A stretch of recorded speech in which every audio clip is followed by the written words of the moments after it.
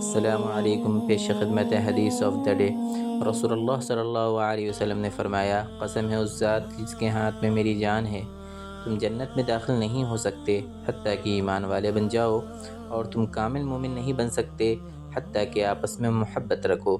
کیا تم کو ایک چیز نہ بتاؤں؟